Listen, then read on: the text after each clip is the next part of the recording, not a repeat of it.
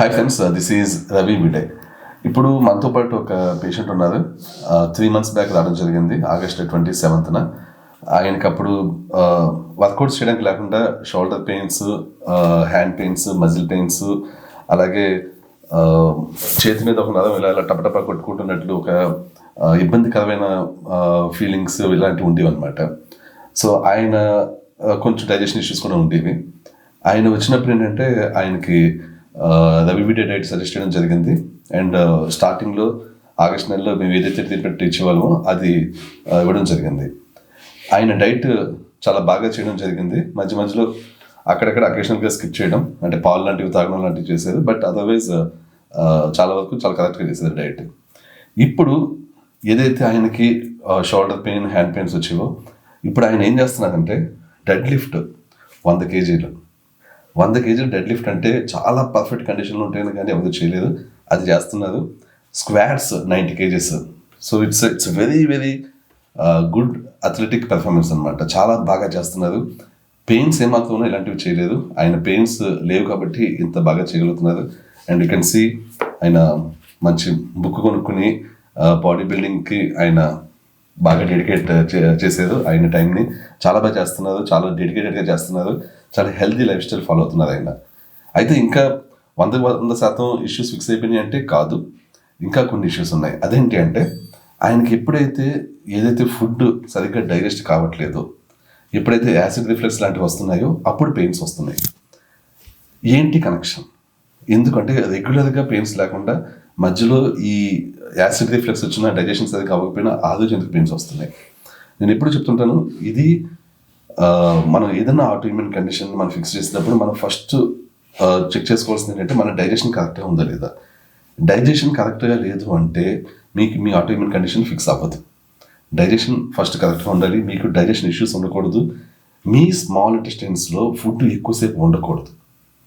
మీ gut motility బాగుండాలి. Small ఇంటెస్టైన్స్లో కానీ food ఎక్కువసేపు ఉంది అంటే మీ ఫంగస్కి, మీ బాడీలో ఫంగస్కి మీరు ఎక్కువ ఫుడ్ ఇస్తున్నట్లు లెక్క.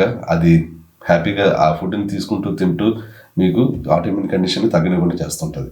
సో ఎప్పుడు కూడా డైజెషన్ అనేది ఫస్ట్ ఫిక్స్ చేయాల్సి ఉంటుంది. అప్పుడు డైట్ని కంటిన్యూ చేయాల్సి ఉంటుంది, డైట్ని ఫాలో అవ్వాల్సి ఉంటుంది. సో ఇక్కడ అప్పుడప్పుడు ఈయనకి డైజెషన్ ఇష్యూ వస్తుంది. ఆగస్ట్ నెలలో మా ట్రీట్మెంట్ ఏదైతే ఉందో అందులో డైజెషన్ రిలేటెడ్ సప్లిమెంట్స్ అంత పర్ఫెక్ట్గా లేవు. నేను చెప్పాను కదా, కొంచెం ట్రీట్మెంట్ కూడా ఇవాల్వ్ అయింది. ఆ తర్వాత నెలల్లో డైజెషన్ బాగా అయ్యేలాగా, గట్ మొటిలిటీ పెరిగేలాగా కూడా సప్లిమెంట్స్ ఇస్తూ gut motility and digestion fix చేసి ఆ విధంగా ఆటోఇమ్యూన్ జబ్బులను ఫిక్స్ చేయడం జరుగుతుంది. సో ఇప్పుడు ఆయనకు అప్డేట్ చేసిన ట్రీట్మెంట్ ఇవ్వడం జరగబోతుంది. సో ఎనీవే ఆయన ఎలా ఫీల్ అవుతున్నది అనేది ఒకసారి ఆయన మాటల్లో తెలుసుకుందాము.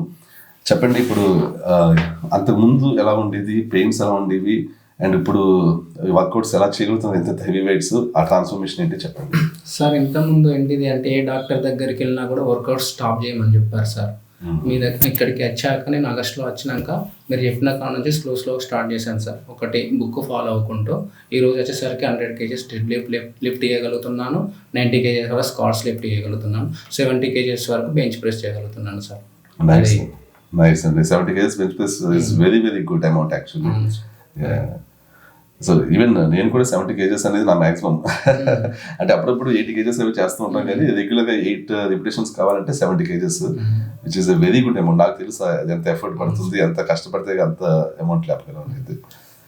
సో అంతేనండి. ఇంకేమన్నా జీవితంలో సార్ ఎక్సర్సైజ్ చేయను కావచ్చేమో అని భయపడ్డాను సార్, సీరియస్గా. ఎందుకంటే నాకు అంటే బాడీ బిల్డింగ్ ప్యాషన్ సార్. ఆ ఉద్దేశంతో మీ దగ్గరికి వచ్చి నాకు ఇప్పుడు అది చాలా హ్యాపీగా అనిపిస్తుంది సార్. అది నైస్ అండి. చాలా చాలా చాలా హ్యాపీగా ఉందండి మీరు చెప్తుంటే.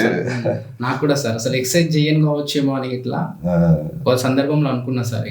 ఓకే, మీరు ఏవైతే వెయిట్ లాస్ ఎక్కువైనన్నారో అండ్ ఆకలి ఎక్కువ వేస్తున్నట్టున్నారో, సో దాన్ని కూడా ఫిక్స్ చేద్దాము. మీకు వెయిట్ లాస్ అవ్వకుండా వెయిట్ గెయిన్ అయ్యేలా చూద్దాము.